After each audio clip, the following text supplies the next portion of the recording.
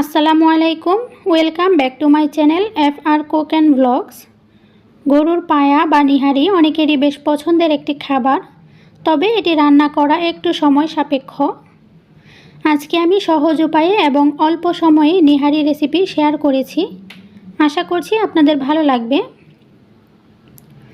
আজকে নিহারি রান্নার জন্য এখানে আমি একটা প্রেসার কুকার নিয়েছি, আর এর মধ্যে আগে থেকে ধুয়ে রাখা গরুর পায়া বা নিহারিগুলো দিয়ে দিচ্ছি। প্রেসার কুকারে অল্প সময়ের মধ্যেই নিহারি রান্না করা যায়, অর্থাৎ 30 থেকে 35 মিনিটের মধ্যেই নিহারিগুলো রান্না করা যায় এবং খুব সুন্দরভাবে সেদ্ধ হয়ে যায়। তবে নর্মাল হাঁড়িতে অনেক বেশি সময় লাগে। এখানে আমি প্রায় 2 কেজির মতো নিহারি নিয়েছি, আর এবার দিয়ে দিচ্ছি 1 টেবিল চামচ পরিমাণ রসুন বাটা এবং 1.5 টেবিল চামচ পরিমাণ আদা বাটা।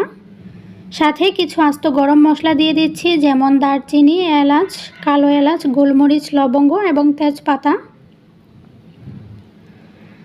4-5টা কাঁচামরিচ ফালি করে দিয়েছি, আর 1 কাপ পরিমাণ পেঁয়াজ কুচি দিচ্ছি।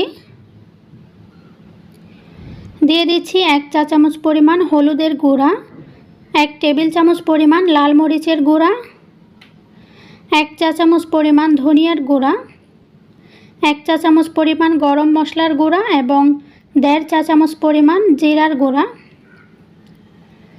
স্বাদমতো কিছুটা লবণ দিয়ে দেব, আর সেই সাথে দেব 3 টেবিল চামচের মতো রান্নার তেল। এবারে সব কিছু ভালো মতো মিশিয়ে নেব এবং 1 কাপ পরিমাণ পানি দিয়ে দেব।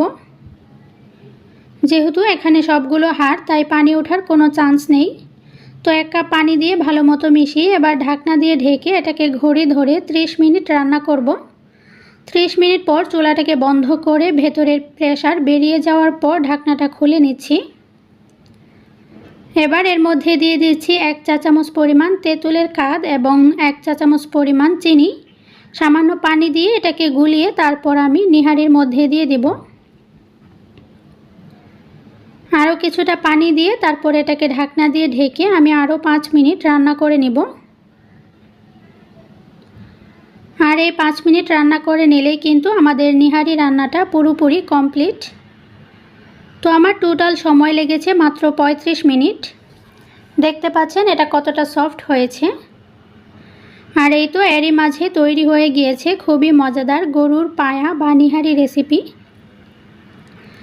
এটি আপনারা নান, রুটি, পরোটা অথবা গরম ভাতের সাথে পরিবেশন করতে পারেন।